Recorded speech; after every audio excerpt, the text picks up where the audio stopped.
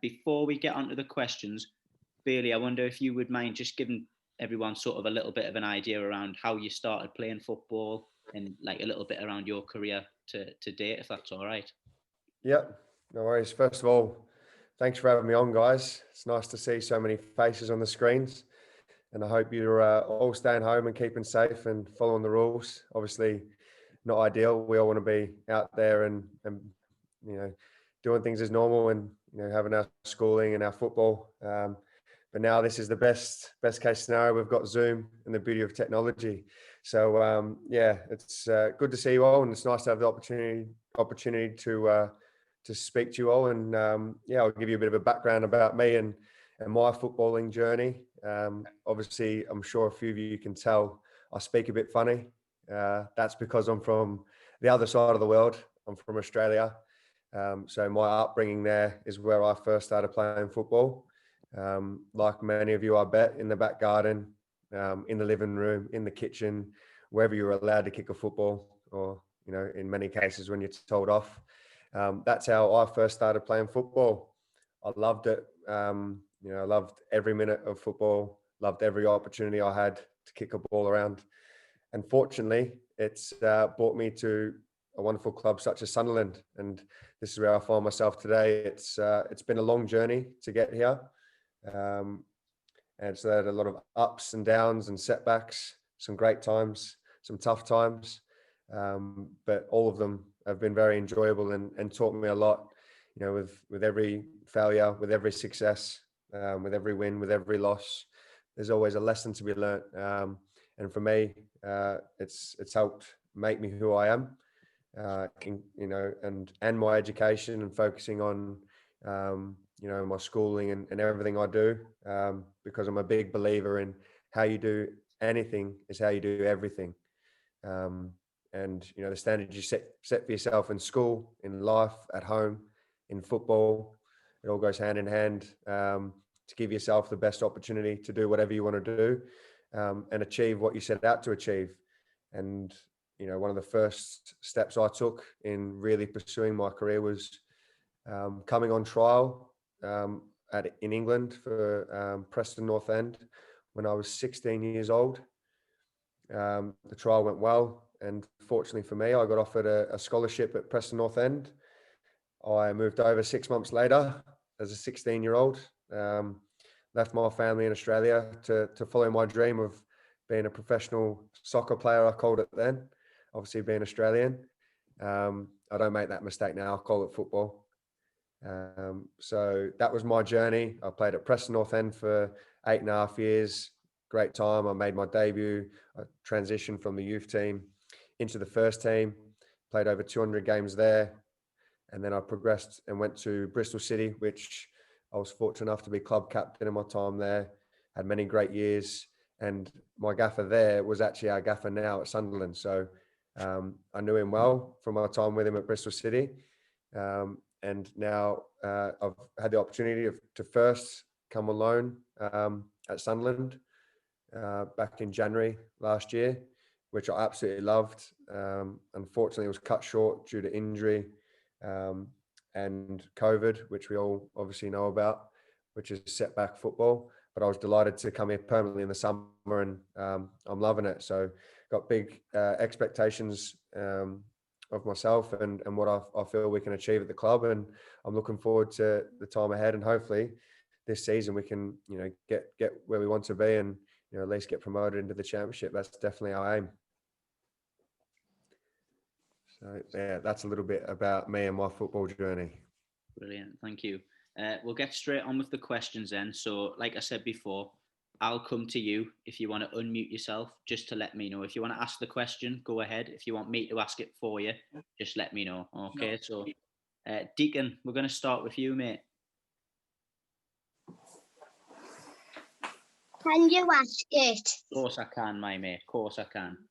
The Deacon asks, Bailey, what position do you play and how many goals have you scored in your career? Good question. In my head, I think I'm a striker because I'd love to be a striker, but unfortunately, I'm not. I'm a defender, which I also love as well. I've always been a defender since I've been a professional footballer. I don't score many goals, although I have scored 2 this season, which is pretty good for me. Um, but I think in total, in my professional career, I've probably scored about, I might be wrong here, I reckon 12 goals, including 1 international for my country. So a few, not as many as I'd like. But yeah, my job is to try to keep the ball out of the net at the other end. So I try to do that as best as I can. Doesn't always happen. So, happy with that, Deacon? Yeah. Good man. Jade and Kimber, are you on? There we go, top man. Do you have a routine or superstition before playing a big game? Good question. I'm very routine. I like to stick to my usual routine of what I eat the night before a game, which is sweet potato, salmon, and vegetables. Sounds a little bit boring for some, but I have to stick with it. Certainly when it's a home game. I have little things I like to do in the dressing room. I always take a bottle of water out with me in the warm up and at halftime, and just chuck it on the side of the pitch. Don't know why I do that, but it's something that always sticks in my head. I don't have any other real major superstitions, although I've seen some interesting ones in my time. I once played with someone at my previous club, used to sit jelly babies just at the top of his locker space, and they had to be the same color every game, and they had to stand up perfect, and he ate them at the same time every game. There might have been more to it than that. I never really asked him why he did it, but it's just funny how some of us come up with superstitions. But if it works for us, it works. It's not for everyone. But if you find something that can help you get the best out of you, or helps you mentally prepare, I guess that's what superstitions are. Great stuff. Happy with that, Jaden? Top man. Thomas McCabe, do you want to ask your question?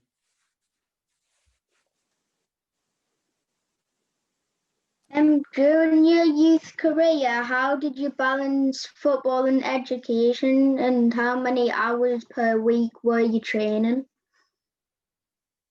Another good question. So depending on what age I was, so at 16, I left Australia to come to England with Preston North End, and part of my football scholarship was we had college, which was one and a half days a week, and we had a degree which we had to study for and work on, and obviously had to pass as part of our scholarship, which was very much a priority. And if I'm being honest, looking back when I was in school before I left Australia, I was a big believer in education. And if I look back on it now, I wish I had put a little bit more into it. Saying that, I actually am still educating myself now. I on the side of playing football, I actually do, I guess you could say, part-time university, and I'm studying an MSc in sports directorship, which is me planning for my career after playing football. I love sport. I love learning. And that's been a good little, good little side note for me to go alongside my playing and keep developing myself, because I think education is so important. And I definitely wish I did a little bit more in terms of how many hours of football I put into education. Whenever I wasn't at school, I always had the ball out, whether that be training or in the back garden, whatever it might be. But I didn't really, have a footballing setup in Australia until I moved it to the UK. That's when I started to take football that bit more serious. But yeah, I'd say school was probably first, football second. And that slowly changed as I started to make football a permanent and professional career for myself. Stuff. Happy with that, Thomas? Yeah. So I think key messages there: still do your homework. No matter how much you want to be a footballer, you've still got to do your homework. Even Bailey does his homework now, and he's an adult. So no excuses, Declan Butler. always important. Regan, you're up next, mate. Right, what are Sunderland's chances of getting promoted this season? I think we've got a great chance. We're obviously, had a little bit of a stop-start season, I guess. We've had a few games postponed and everything, and a couple of results that probably haven't gone our way. But I feel we've put in some really good performances and we're getting stronger and stronger. For me, I still think we've got a great chance to go and push on to where we want to get to, because there's no doubt about it. We want to get promoted. We want to be top end of the table. We want to go push for automatic places. And I fully believe we will do that. We've got, a great squad, obviously a good manager and a great club. The thing we miss most is having all you guys in the stadium supporting us and cheering us on. We hope those days aren't too far away, because it'd be great to have everyone back in there. Saying that, we all know we've got massive support from you all, even though you can't be there in the stadium with us. I know how important the football club is to the town, to you guys, to everyone, and we're putting in the hard work to go and get promoted. And I really think we will. Good question. Great. Good man. Thank you. Luke, Reed, do you want to go next? Because your question's probably a little bit linked. What are your feelings about the new manager? Good question. I like the new manager, obviously know him very well. Like I said earlier, or some of you might not have heard or might not know, I worked for many years under Lee Johnson at Bristol City, where I was fortunate enough to have some great times and some good experiences there. Obviously, a great honour for me was being club captain at Bristol City Football Club, which was under Lee Johnson. So I learnt a lot, developed a lot, and obviously enjoying working together again. I think he brings some great ideas, some new ideas, and he's massively obsessed and passionate about football and winning. And I think we can, I'm sure everyone will agree, we can see that already in the way he comes across and the football he wants us to play, and an attacking style, and score goals. And so I'm enjoying working with him again. Had some great times, and looking forward to what the future has for for the gaffer and the football club. So, Matthew Sanderson. What's your favourite thing to eat after a football match? Whoa. Good question. After a football game, straight after, I'm not that hungry. You just want to drink or to rehydrate your body, I guess. But sometimes when you get home, it's probably not the healthiest of foods, but it's just something to feed that hunger, because you're normally starving after a game. Something like a pizza or some pasta, or even a curry. Depends. After a game, we do have food in the dressing room, which you do have a little nibble on, which will be things like some chicken, some fruit, or little bits of pizza and things like that, because you can go a while without eating on a match day, and sometimes you even have to force feed yourself before a game, because it's the optimal time to have a pre-match meal. But normally you just feel like something fizzy, or maybe a hydrating drink straight after a game. They're normally the ones you want most. Liam Granger, do you want to ask your question? Who was the best player you've played with and against, and who did you look up to when you were growing up? That is a good question. It's best player I've played with. I find this one difficult to answer, because I've played with so many good players and am playing with so many good players now. And you don't want to be biased or make anyone feel left out. So one of the best players I've played with, my Apple Watch is talking to me there. Sorry, guys. Siri's doing some mad stuff. Best player I've played with. I'll come back to that one. Best player I've played against. Fortunate again to have played against a few.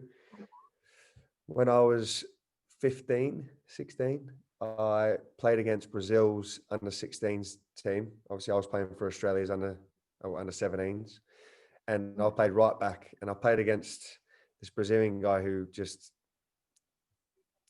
had me on toast all game.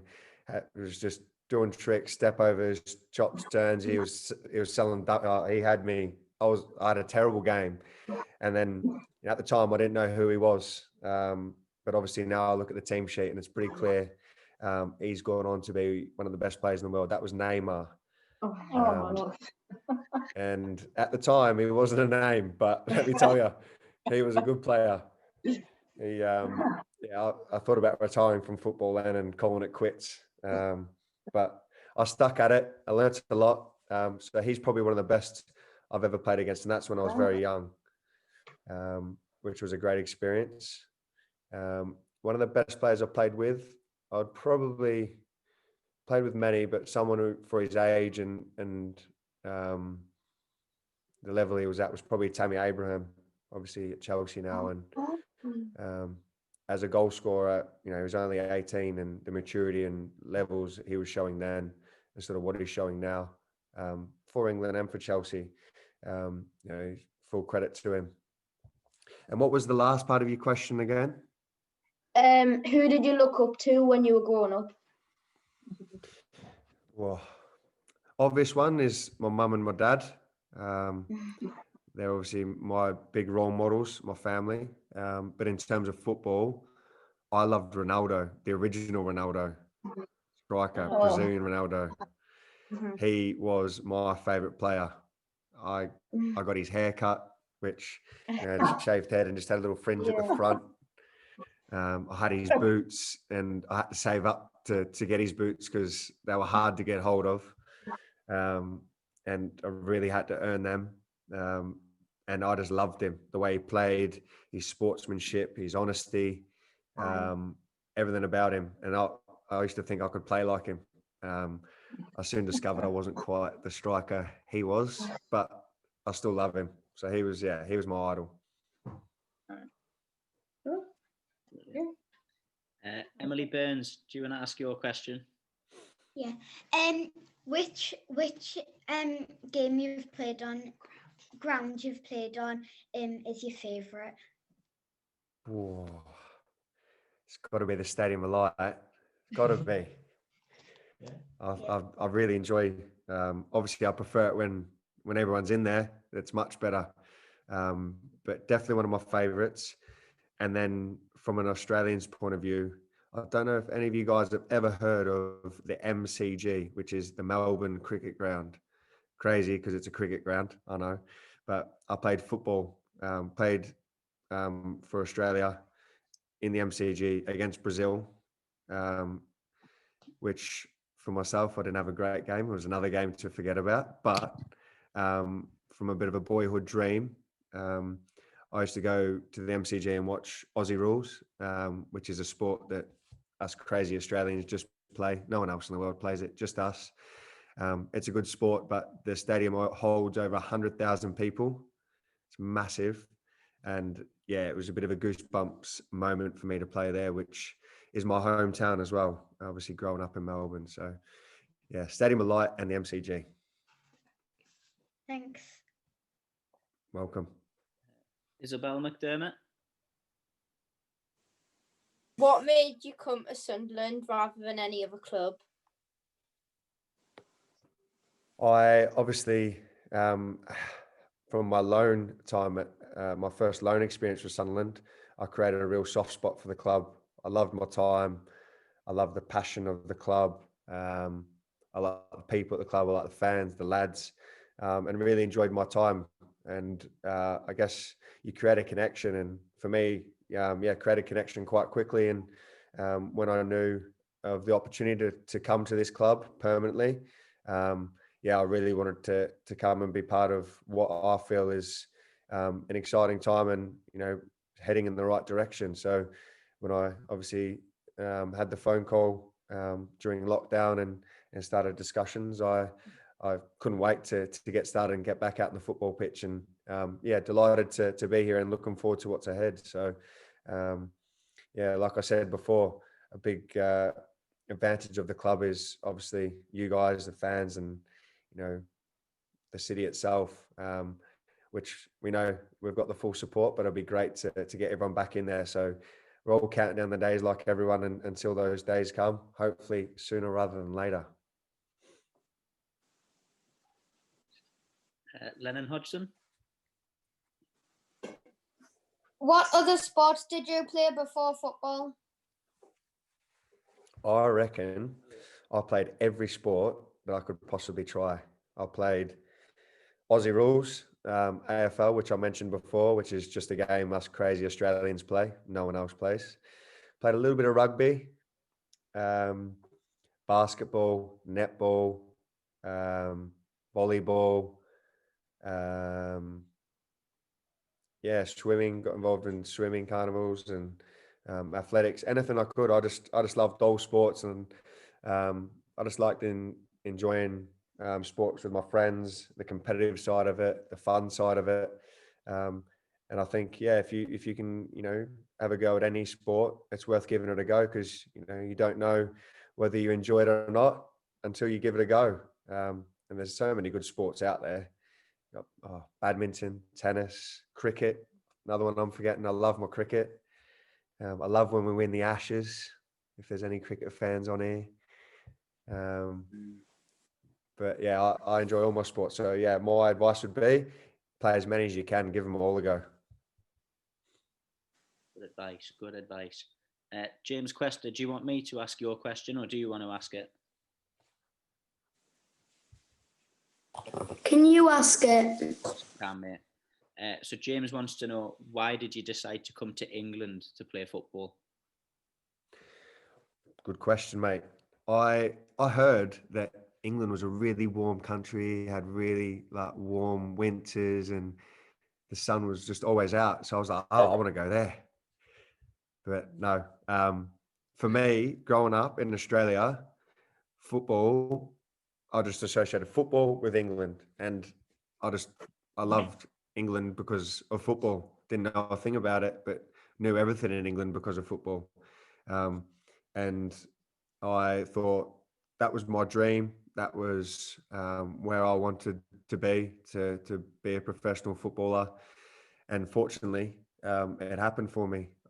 Growing up, I've got a confession to make. I was a Leeds fan. But that was because we had a couple of Aussie players at the time, which was Harry Kewell and Mark Viduka, quality players. And that sort of sparked my love for football. Every Monday night, I stayed up my dad would let me stay up and watch English Premier League highlights. I think it was 10 o'clock every Monday night, and it was just all the goals and highlights from English Premier League. And that's all I got. I couldn't watch any live football. We didn't really have it. So that is what sparked my love for football. And I wanted to come over to England and try to live the dream. Thank you. You're welcome. Ella Hewson, do you want to ask your question? I love defending. Is there anything I can practice at home to help me become a better defender? That is a very good question. First of all, I love that you love defending. That's so important. That's proper defender. I think the things you can always work on is 1v1 defending. Passing is important as well. Tackling is a part of the game, which is things you always need to work on. For me, I always thought to be the best defender, you had to work on every part of your game. But one of them was always being focused and always being alert and ready, organising people. And that's still what I do today. I just organise everyone else, always stay focused and switched on, because as a defender, we can't afford to switch off or lose focus, because sometimes it can lead to us conceding a goal. So as much as you want to work on defending and tackling and passing, I think if you can keep yourself focused and organised and switched on, organising yourself, organising those around you, then it's always a great attribute to have. Thank you. You're welcome. Question again. Finley Wilson, you're up next, mate, if you want to ask yours. What does it feel like to play at the Stadium of Light? It is a great feeling and an even better feeling when it's a full stadium, and when you win, of course. Obviously, I think I've played about 4 games in the Stadium of Light with fans. One actually was for the opposition, or twice as an opposition, and the rest obviously for Sunderland. And I love it. The stadium's got character. It's got history. It's got, it's an intimidating place for opposition to play, and it's loud. It's passionate. Everything you want from a football stadium. And like I said just before, I can't wait till we can have everyone back in there and give some people something to cheer about. It'll be good. I think I scored a couple of games ago, and I wasn't sure if I scored because sometimes when you score, you're like looking around, waiting for a reaction from fans, and there's nothing. I was waiting for the referee to flag me offside or anything to happen. So yeah, it's a special feeling and a great place to play football. Thank you. You're welcome. Stuff. Lucy Hawkins, you're up next. Is there anything you would have done differently in the teenage or younger years? Very good question. I reckon if I could turn back time and look at things differently, or would have done things differently, I would have definitely put a lot of focus into my football like I did. But I would have probably put a little bit more focus and energy also into my education. I did, but looking back on it, I wish I put a little bit more into it. And in terms of football, I wish I worked on my weaknesses earlier and identified them a little bit earlier and wasn't too stubborn towards them. I had a little bit of stubbornness, I guess, which can be a good thing, can be something that also gets in the way. But always develop areas that you want to get better at. You can always get better and better and better at anything you do, football, education, anything. You put your mind to it, put the time and effort in, you can always get better. So there wouldn't be a lot I would change, but maybe little things, put a bit more effort and heart into it, then I think that would have helped me and would have been beneficial now. Thank you. No worries. Leighton Williams, do you want to go next? If you played any other sport, what would it, if you weren't a footballer, what job would you have? Whoa. So if I could play, so there are 2 questions. If I could play any sport other than football, what would it be? It would probably be Aussie rules, because I'm a crazy Aussie, and I loved Aussie rules. So I'm sure some of you probably don't know what Aussie rules is, or AFL we call it. You might better give it a little Google or find some stuff. Probably won't understand it. It's a bit crazy. But that's probably what I would have liked to have played. And if I wasn't a footballer, I would probably be working for my dad as a concreter in drainage and construction. So I actually left school just before coming to England to play football, to work for my dad for about nearly a year. And I loved it. It was hard work. I love football more, but I did enjoy working for him. So that's probably what I would be doing. I'd be still in Australia, carrying sandbags and pouring concrete probably. Thank you. Welcome. Molly Wilson.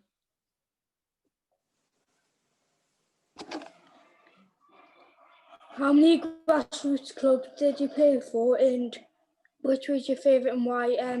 And do you still see any of your grassroots teammates? Wow, what a question that is. That's a great question.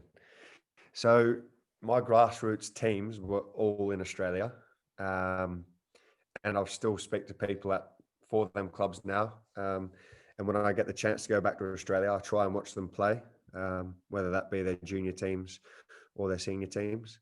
My first ever grassroots football club, and one I spent most of my time at, was Langwarrin Soccer Club, which was just a walk down the road from where I lived.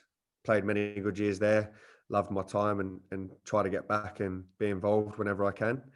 Not been back for a long time. My other club was called Mornington Soccer Club, which is also very local to where I grew up. Only spent one season there.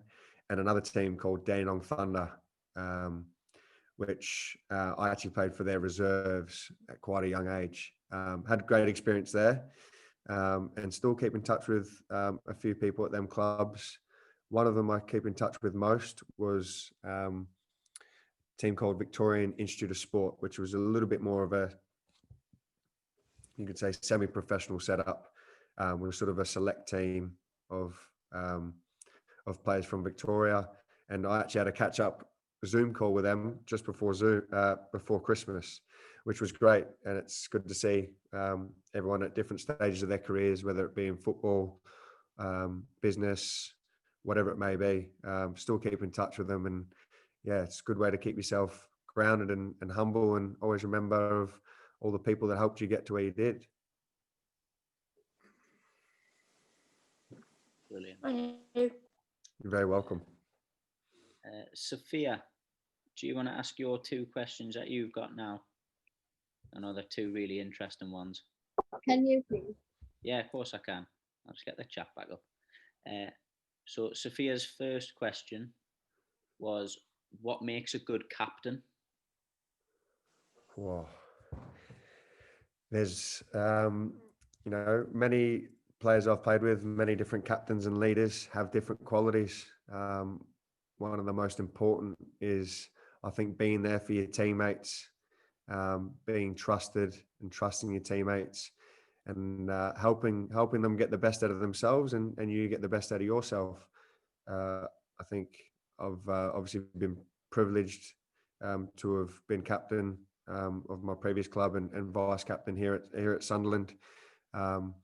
And obviously, it's good to have a good leadership group and lads around you. Obviously, Grant Ledbetter and Max Power. Max has been a great captain and a great leader, and puts the lads first. And I think that's an important quality to have your teammates' backs. To set the standards, demand the standards of what you set as a group, and to be there for your teammates and to help get the best out of them, and help everyone enjoy playing football. I think they're important characteristics and attributes that a captain and leader should have. Brilliant. And Sophia's second question was, have you played at a World Cup? I went to the World Cup for Australia in Brazil in 2014, where I was very fortunate to experience that. I was on the bench every game, but I didn't get on the football pitch. So in our group, we had Spain, Chile, and the Netherlands, a very tough group. And we played some really good stuff. That was my first experience of international football. Since then, I've had a lot more experience. I helped Australia qualify for the 2018 World Cup in Russia, which was a great experience in itself.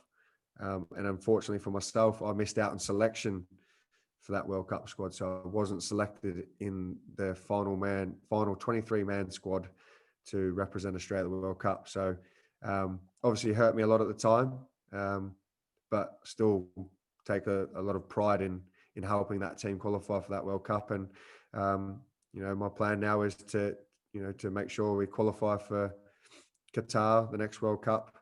And hopefully I'll be part of that, which I'm looking forward to. Thank you. Welcome. Matt, do you want to ask your questions, mate? At what age did you become serious about your football? Oh, so many good questions. Really got me thinking. First and foremost, the most important thing is that you love and enjoy football. That makes it easier to then take it a bit more serious and be a bit more committed. You got to love what you do. and I love football. I still love it now. I think at about the age of 14, 15, I started taking it a little bit more serious. I started to say no to social things that friends were doing when they were out and, wasting time or whatever they might have been doing their own things. I would focus on my football a little bit more. I still spend a lot of time with my friends, but I made sacrifices. I didn't go to maybe parties and stuff when I started to turn 16, 17, 18. I'd be the one that would say no because I had a game the next day and I needed to get my sleep, and I wanted to make sure I played well. And for training, I wanted to make sure I was energized and ready for training. And all that really started about 14, 15 and progressed to when I moved to the UK. And that was simply because I loved football. I wasn't sure if it would mean I could have a chance to be professional, but I just loved it and put everything into it. And if I look back on it now, I'm glad I made those sacrifices. Sometimes they're tough at the time, and you're not quite sure if you're making the right decision or not. But you got to stick with your gut and go with it. Yeah. Welcome. Mason Smith, you're up next, mate. I love your question, by the way, Mason. I'm looking forward to hearing this answer. What can you do on the pitch when you are not in good form? Wow, that is a great question, and it's one that I've come across many times before. The most important thing is that you believe and have confidence in yourself. Football form can come and go. We all make mistakes. We can all have bad games, and none of us plan on having bad games, or it's the worst feeling ever. But I think the thing you can always do, regardless of your form, is work hard. You can always run harder, tackle harder, organise people, organise yourself. You can still be a leader, even though sometimes you might not be playing your best game. And that's just through your work rate, your determination, your desire. And they're all skills and traits that I say are free, because you don't have to worry on how good you can pass the ball or your technique. You just rely on your mindset to go and commit and work as hard as you can. And that's my best bit of advice. If things aren't going your way, just keep working hard. Obviously, look at how you can fix those mistakes, but always persist and have that desire to work harder than anyone else. Thank you. Welcome. The next question is from Archie, and he asks, who's your best friend at Sunderland? I've got a few, all of them, but I'm probably a little bit more biased towards one, simply because I've known him a lot longer. Me and Conor McLaughlin, we actually came through together in the same youth team at Preston North End. We lived together in Diggs, which is, we lived in a house with about 19 other lads who all played in the youth team. So I lived with Conor there, and then we got our first house together when we were young professionals at Preston. And obviously had a lot of good times with Conor as a friend and on the football pitch. So it was great to be reunited with him here at Sunderland, and obviously someone I know really well. Thank you. Josh Dunning, you're next, mate. What's the greatest goal you've ever scored? And at the moment, who do you think is the best football player? Oh, good questions again. Greatest goal I've ever scored. I enjoyed my one a couple of weeks ago against Wimbledon for Sunderland, left foot volley. I don't score many goals with my feet or on a volley with my opposite or with my non-preferred foot. One of my favourite goals I actually scored on my international debut for Australia. So the goal itself was a tap-in, but scoring on the international debut, was pretty special. So that one probably wins it for that. And in terms of the best player in the world right now, I know Messi's not in the best form, but I'm a big Messi fan. I just think what Messi does is just Ronaldo's a winner, but Messi's ability and what he's done for the game and watching him, I just love him. I think what he does is special. Thank you. Welcome. Declan, do you want to go next, mate?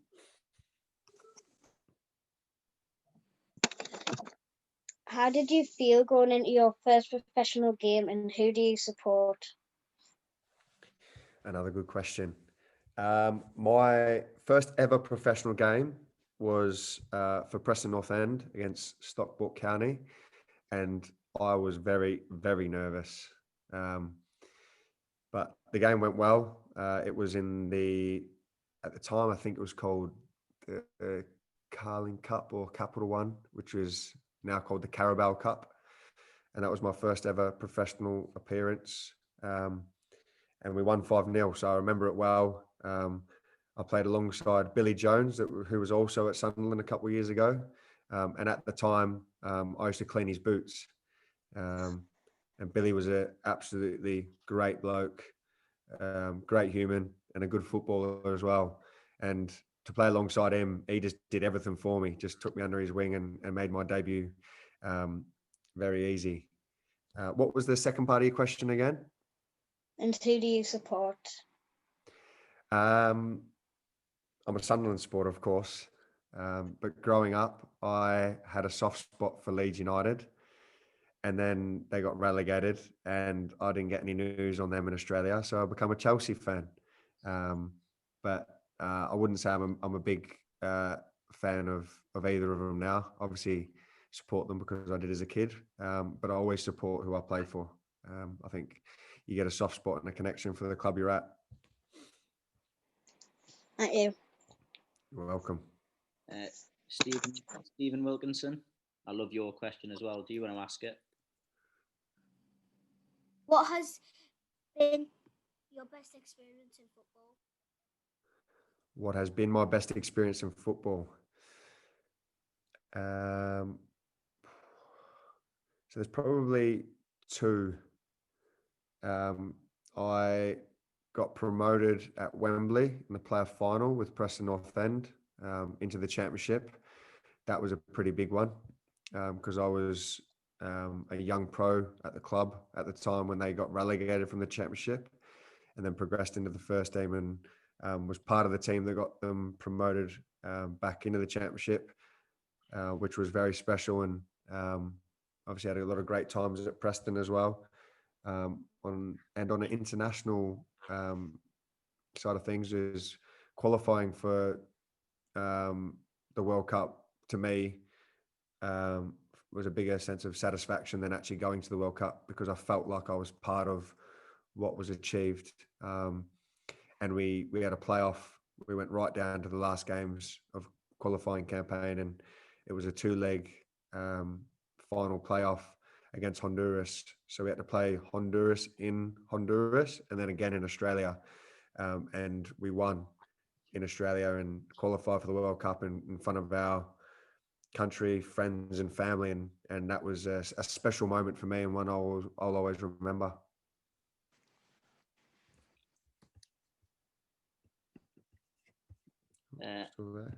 Luke, do you want to ask your question or do you want me to ask it, mate? Just trying to find you on here. Joseph, sorry. Do you want to ask your question? No. Do you want me to ask it? You say yes. No. So Joseph asks, what injuries have you had in your career and how did you overcome them? Good question, Joseph. I have had a few injuries and we could be here all night if I listed them all. But in terms of serious injuries, my most recent one is one I'll share with you guys. I did my ankle quite badly in a game for Sunderland against Oxford, and it required an operation. It was a syndesmosis is what it was called, and I ruptured the ligaments in my ankle. So when I had that operation, obviously I couldn't play any more games, and then lockdown started. So for me, my rehab had to be all done from home. Wasn't really able to see any physios after the first 2 weeks of my operation. It was all very much at home, relying on Zoom calls and WhatsApp messaging to get my programs and to stick with them. So advice I'd give on how to get through injuries and get back from them is put in the hard work and the preparation in what the professionals guide you with, and keep full confidence in yourself. You have to keep yourself busy, keep your mind active, whether that be reading a book, watching a series, or sticking with your training and your exercises. That was a good little test for me to get back fit. But you've always got to trust the professionals and believe you'll get back to where you were before you're injured, because it's amazing what they can do these days to help us recover and heal. Thank you. Welcome. Charlie, Sim, do you want to ask your question, or do you want me to? What was that, mate?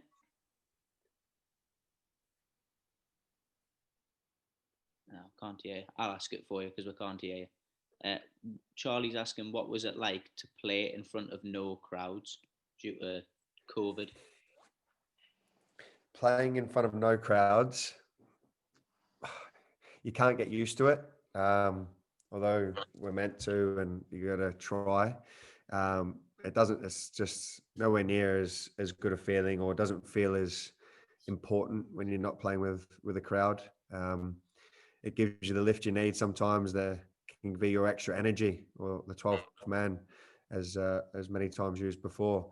But yeah, when you score in an empty stadium, or when you win in an empty stadium, you don't really get to share those experiences, or you don't feel like you're sharing them with everyone who supports you. So that's the thing you miss most. It's unfortunately the world we're living at the moment, and it has to be done because obviously we've got to look after ourselves. But hopefully better days aren't too far away. Brilliant, thank you. That's all the questions that we had sent in. If you don't mind, I'd just like to ask one more question, just that I think the players would benefit from hearing. Of course. So if you don't know about these guys, they're all in what's called our player development program. So they're all talented young footballers who probably haven't experienced a lot of failure yet in their career, in their short careers. So obviously, as someone that they look up to in terms of being really successful and a professional, have you had any failure, and how did you sort of deal with that to help them deal with potential failure in the future? Yeah, mate. And again, I'm glad you asked me that, because failure, you experience many more failures than you do success in your career, in whatever your career is, or whatever walk of life it is. Your failures help you get better, help you get stronger, help you develop, and help you learn. I think if I look back at all the setbacks I've had and overcome, it's tough. Sometimes no one likes failure, no one likes losing, no one likes not being selected, or this word not being good enough. Sometimes you're not good enough at the time for something. Doesn't mean you can't be good enough. I think that's an important thing to take. If someone says to you, you can't do this yet because you're not ready, then you go, right, well, I'll make myself ready, and I'll take the time to make myself ready and develop. And there's always that avenue. And there's always, other things you can learn and develop. I think the biggest thing is to keep putting yourself out there to learn, and if that means you might fall short sometimes, so be it. You fall short, it's all part of learning. Like I say, it's when you first learn something new, you feel like it's you don't know anything about it, you just get frustrated. But then when you start to take the time to learn and develop it, you find yourself come a long way. And that first bit of failure of not understanding or not being quite good enough at something, what can spur you on to get better at it. And I think you've got to have that determination to learn and be hungry to learn and be hungry to develop yourself. Because it's amazing what you can do when you put your mind to it, in all walks of life.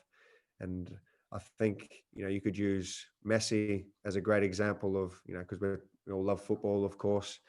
And, we look at the success and everything that he has in his life, and in football, obviously one of the best players in the world for Barcelona, Argentina, lights up the football world. But let me tell you, he's had a lot of failures and setbacks to get to where he is. He had a lot of tough times growing up to develop as a player. And, he's only last year people were saying he's past it. He's not good enough now. Wanting to leave Barcelona and, all these things you could say are small failures that happened to the people at the pinnacle of their careers. This is life. We always face it and run into it and be brave and be confident. Great advice. I think that's probably one of the most important things that we need to keep telling young players, because they have to realize that it's not always perfect, and mistakes are a good thing. So to hear it from a footballer, I think is really beneficial. Guys, that's sort of it from Bailey with all the questions that we've had sent in. It's not every day that you get to sit and talk to someone who's made it in football and plays for your local team and is a professional. So I think obviously, because we've been so lucky to manage to get him on, can we give him a massive thank you? Whether you'd bring yourself off mute, you can say thanks, give him a clap. Thank you. Thank you. Thank you. But Bailey, a massive thank you to you again. See you all soon, guys. No worries. For me on, guys. Take care. Thank you, bye. Stay safe. Stay healthy. Bye. Stay at home. Bye. Thank you. Bye.